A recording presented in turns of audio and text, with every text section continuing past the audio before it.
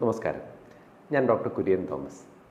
ഇന്ന് ഞാൻ സംസാരിക്കാൻ പോകുന്നത് പ്രോഗ്രസീവ് സുപ്രാന്യൂക്ലിയർ പാൽസി എന്ന് പറയുന്ന രോഗത്തെക്കുറിച്ചാണ്. പാർക്കിൻസോണിസം എന്ന് പറയുന്ന രോഗത്തെക്കുറിച്ച് നമ്മൾ സംസാരിച്ചല്ലോ.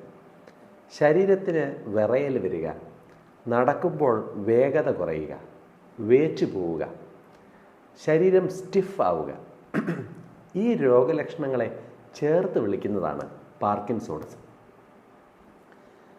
ഏറ്റവും കൂടുതൽ ആൾക്കാർക്ക് പാർക്കിൻസോണിസം ഉണ്ടാകുന്നത് പാർക്കിൻസൺസ് ഡിസീസ് കൊണ്ടാണ്. ഇത് സാധാരണ ശരീരത്തിൻ്റെ ഒരു വശത്താണ് തുടങ്ങുക. വിറയൽ, സ്പീഡ് കുറവ്, ഇതെല്ലാം ഒരു വശത്തെ ബാധിക്കുക. കാലങ്ങൾക്ക് ശേഷമായിരിക്കും രണ്ട് വശത്തെയും ബാധിക്കുക. എന്നാൽ ചിലപ്പോഴൊക്കെ ശരീരത്തിൻ്റെ രണ്ട് വശത്തെയും ഒരുമിച്ച് ബാധിക്കുന്ന, വളരെ പെട്ടെന്ന് വഷളാകുന്ന ചില പാർക്കിൻസൺസ് രോഗങ്ങളുണ്ട്. ഇവയെയാണ് എറ്റിപ്പിക്കൽ പാർക്കിൻസൺസ് ഡിസീസ് എന്ന് വിളിക്കുന്നത്. ഈ എറ്റിപ്പിക്കൽ പാർക്കിൻസൺസ് ഡിസീസിലെ കോമൺ ആയിട്ടുള്ള ഒരു അവസ്ഥയാണ് പ്രോഗ്രസീവ് സുപ്രാന്യൂക്ലിയർ പാൽസി. അപ്പോൾ ഒരു രോഗിക്ക് പാർക്കിൻസോണിസം ഉണ്ടെങ്കിൽ അത് ടിപ്പിക്കലാണോ എറ്റിപ്പിക്കലാണോ എന്ന് എങ്ങനെ മനസ്സിലാക്കാൻ പറ്റും? എറ്റിപ്പിക്കൽ പാർക്കിൻസൺസിൽ ചിലപ്പോഴൊക്കെ വിറയൽ ഉണ്ടാവുകയില്ല. രോഗി സ്ലോ ആവത്തേ ഉള്ളൂ, അല്ലെങ്കിൽ സ്റ്റിഫ് ആവത്തേ ഉള്ളൂ, വിറയലില്ല. രണ്ടാമത്തേത്, രണ്ട് വശത്തെയും ഒരുപോലെ ആയിരിക്കും ബാധിക്കുക, ഒന്നിന് ശേഷം മറ്റൊന്ന് എന്ന രീതിയിലില്ല. സാധാരണഗതി പാർക്കിൻസൺസ് രോഗികൾ അസുഖമുണ്ടായി ഒരു 2-3 വർഷത്തിന് ശേഷമൊക്കെ മാത്രമേ ഉള്ളൂ വീഴ്ചകൾ ഉണ്ടാവുകയുള്ളൂ. അതുവരെ വേഗത കുറയുകയും ചെറിയ വേച്ചുപോകലൊക്കെ ഉണ്ടെങ്കിലും വീഴുകയില്ല. എന്നാൽ ഈ PSP അല്ലെങ്കിൽ പ്രോഗ്രസീവ് സുപ്രാന്യൂക്ലിയർ പാൽസി ഉള്ള രോഗികൾ രോഗം തുടങ്ങി ആദ്യത്തെ ഒരു വർഷത്തിനുള്ളിൽ തന്നെ വീഴ്ചകൾ ഉണ്ടാകും. ഈ വീഴ്ച എന്ന് പറയുന്നതിനും ചില പ്രത്യേകതകളുണ്ട്. കസേരയിലൊക്കെ ഇരുന്ന് എഴുന്നേൽക്കുമ്പോൾ അവർ നേരെ പുറകോട്ടേക്ക് മലക്കും. PSP എന്ന് പറയുന്ന രോഗത്തിൽ പാർക്കിൻസൺസിൻ്റെ രീതി എന്ത്? ഒന്ന്, ഈ രോഗികൾക്ക് വിറയലില്ല. 2, വീഴ്ചകൾ അസുഖം തുടങ്ങി ആദ്യത്തെ വർഷത്തിൽ തന്നെ ഉണ്ടാകും. 3, ഇവർക്ക് രോഗത്തിൻ്റെ വളരെ നേരത്തെയുള്ള ഘട്ടത്തിൽ തന്നെ വിഴുങ്ങാനുള്ള ബുദ്ധിമുട്ടുകൾ ഉണ്ടാവും. വെള്ളം കുടിക്കുമ്പോഴൊക്കെ നെറുകെ കയറുക, ചിലപ്പോഴൊക്കെ ഭക്ഷണം ഇറക്കുമ്പോൾ ചോക്ക് ചെയ്യുക, ഇങ്ങനെയുള്ള പ്രശ്നം. PSP തിരിച്ചറിയുന്ന പ്രധാനപ്പെട്ട ലക്ഷണം പക്ഷേ കണ്ണിൻ്റെ അനക്കമാണ്. PSP ഉള്ള രോഗികൾക്ക് കണ്ണ് സൈഡിലേക്ക് നീങ്ങുന്നതിനും മുകളിലേക്കും താഴേക്കും നോക്കുന്നതിനും വേഗത വളരെ കുറവായിരിക്കും. പെട്ടെന്നവർക്ക് കണ്ണ് അനക്കാൻ പറ്റുകയില്ല. ഇത് കൂടുതലായി ഉണ്ടാവുക മുകളിലേക്കും താഴേക്കുമായിരിക്കും. നമ്മൾ പരിശോധിക്കുമ്പോൾ ഈ കണ്ണ് സ്റ്റക്കായതുപോലെ അല്ലെങ്കിൽ ഫ്രോസൺ ആയതുപോലെയാണ്. മുകളിലേക്കും താഴേക്കും അനക്കമില്ല. അതുകൊണ്ട് തന്നെ രോഗിക്കൊരു സ്ഥലത്തേക്ക് നോക്കണം എന്നുണ്ടെങ്കിൽ അവർ കണ്ണിങ്ങനെ വെട്ടിച്ച് നോക്കാൻ പറ്റില്ല. തല ഇങ്ങനെ അവർ തിരിച്ചു നോക്കും. 2, മുകളിലേക്കും താഴേക്കും കണ്ണ് പോവാത്തത് കൊണ്ട് അവരിങ്ങനെ തുറിച്ചു നോക്കുന്നത് പോലെ കണ്ണ് ഇങ്ങനെ ഇരിക്കും. ഇമ വെട്ടുന്നതും കുറവായിരിക്കും. മുകളിലും താഴെയുള്ളതൊക്കെ കാണാനായിട്ട് ഉള്ള ബുദ്ധിമുട്ടുകൾ ഈ കണ്ണിൻ്റെ അനക്കത്തിൻ്റെ പ്രശ്നം കൊണ്ടുണ്ടാവും. അതുകൊണ്ട് തന്നെ അവർ ചിലപ്പോൾ ഒരു പത്രമൊക്കെ വായിക്കുകയാണെന്നുണ്ടെങ്കിൽ ആ ചുറ്റുവട്ടത്തുള്ളതൊന്നും കാണുകയില്ല. അവർ നോക്കുന്ന ആ ഒരു ലൈനൊക്കെ മാത്രമേ കാണുകയുള്ളൂ. ഇത് വായിക്കുന്നതിനും എഴുതുന്നതിനും ഒക്കെ തടസ്സമുണ്ടാക്കും. PSP എന്ന് പറയുന്നത് ഒരു മോശമായ രോഗമാണ്.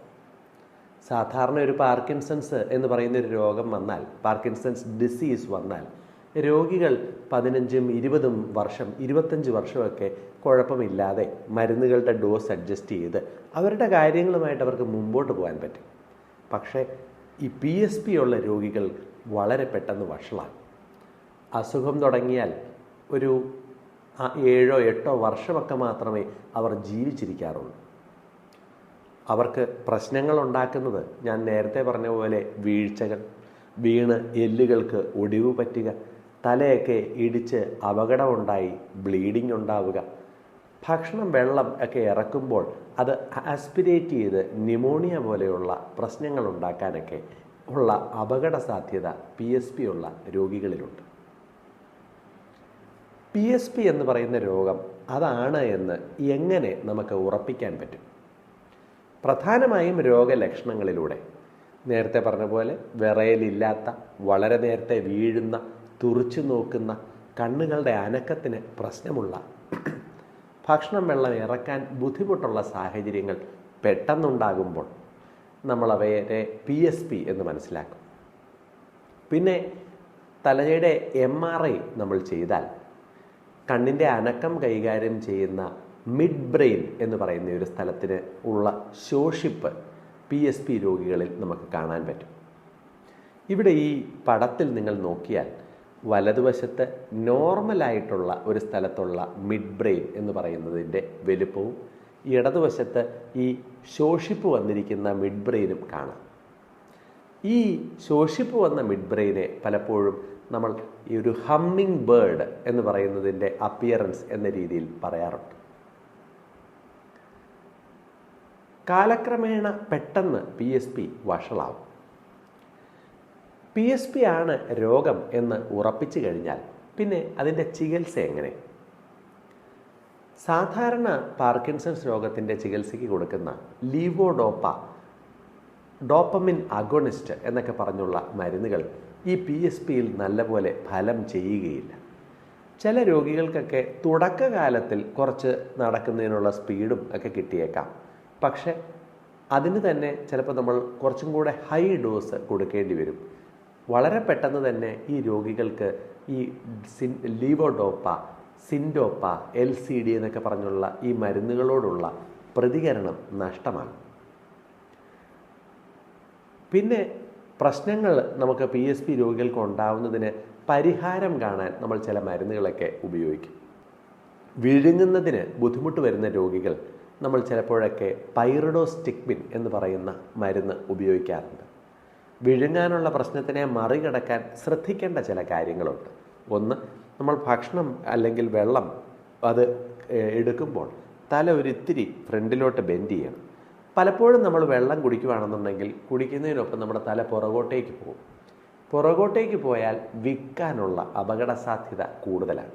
ഇപ്പോൾ PSP ഉള്ള ഒരു രോഗി ഒരു ഗ്ലാസ് വെള്ളം കയ്യിലെടുത്താൽ തല നേരെ അല്ലെങ്കിൽ ഫ്രണ്ടിലോട്ട് ഇത്തിരി ചേരിച്ച് പിടിച്ച് ഒരു കുറച്ച് വെള്ളം എടുത്ത് അത് ഇറക്കി അതിനുശേഷം വീണ്ടും കുറച്ച് തുടർച്ചയായി കുടിക്കാൻ പാടില്ല. പിന്നെ വിഴുങ്ങുമ്പോൾ വിൽക്കാനുള്ള അപകട സാധ്യത ഏറ്റവും കൂടുതൽ വെള്ളത്തിനാണ്. കുഴമ്പ് പരുവത്തിലുള്ള സാധനങ്ങൾ, അതൊരു കുറുക്കിയ സൂപ്പായിരിക്കാം, കട്ടിയുള്ള സെമി സോളിഡ് ആയിട്ടുള്ള പദാർത്ഥങ്ങൾ, ഉദാഹരണത്തിന് ഈ ഏത്തപ്പഴമൊക്കെ പുഴുങ്ങിയത്, ഉരുളക്കിഴങ്ങ് കുറച്ച് ഉടച്ച്, മാഷ്ഡ് പൊട്ടറ്റോയൊക്കെ, അങ്ങനെയുള്ള സൂപ്പ് പോലുള്ള കുറച്ച് കുറുക്കിയ സാധനങ്ങളൊക്കെ രോഗികൾ ഇറക്കുമ്പോൾ വിൽക്കാനുള്ള സാധ്യത കുറവാണ്. ഏറ്റവും പ്രശ്നം വെള്ളത്തിനായിരിക്കും. പിന്നെ ഈ തുപ്പൽ ഇറക്കാൻ പറ്റാതെ അത് വിൽക്കുന്ന സ്ഥിതി വന്നു കഴിഞ്ഞാൽ ചിലപ്പോഴൊക്കെ തുപ്പലിൻ്റെ അളവ് കുറയ്ക്കാൻ സഹായിക്കുന്ന ഗ്ലൈക്കോപൈറിലേറ്റ് എന്നൊക്കെ പറയുന്ന ചില മരുന്നുകൾ നമ്മൾ ഉപയോഗിക്കും. വിഴുങ്ങുന്നതിന് സഹായിക്കുന്നതിന് എല്ലാ ഭക്ഷണ സാധനങ്ങളുടെ കട്ടി കൂട്ടുന്ന തിക്കിറ്റ് എന്നൊക്കെ പറഞ്ഞുള്ള ചില പദാർത്ഥങ്ങൾ എബ്രോഡൊക്കെ ലഭ്യമാണ്. നമ്മളുടെ ഇവിടെ കോമൺ ആയിട്ട് ലഭ്യമല്ല, കിട്ടാറുണ്ട്. രോഗം വന്നാൽ വളരെ പെട്ടെന്ന് വഷളാവുന്ന ഒരു സാഹചര്യമായതുകൊണ്ട് തന്നെ രോഗിയുടെ പരിചരണത്തിന് ബന്ധുമിത്രാദികൾ ഒത്തിരി ജാഗരൂകരായിരിക്കേണ്ടതുണ്ട്. ഇരുന്നിട്ട് എണീക്കുന്നതിനായിക്കോട്ടെ, കാര്യങ്ങൾ ചെയ്യുന്നതിനായിക്കോട്ടെ, വളരെ പെട്ടെന്ന് തന്നെ PSP ഉള്ള രോഗികൾക്ക് കുടുംബാംഗങ്ങളുടെ സഹായം വേണ്ടി വരാറുണ്ട്.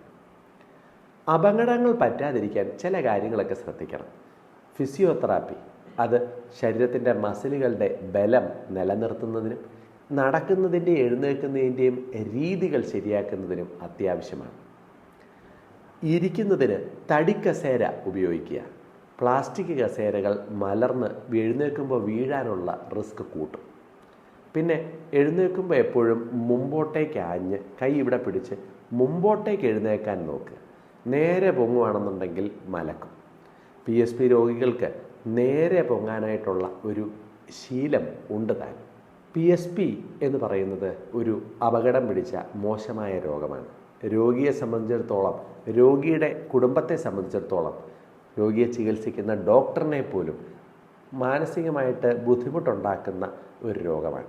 കഴിയുന്നതും രോഗിയെ സപ്പോർട്ട് ചെയ്യാനായിട്ടും രോഗത്തിൻ്റെ മോശം വശങ്ങളെ മറികടക്കാനും എല്ലാവരും ഒരുമിച്ച് ശ്രമിക്കേണ്ടതുണ്ട്. നന്ദി.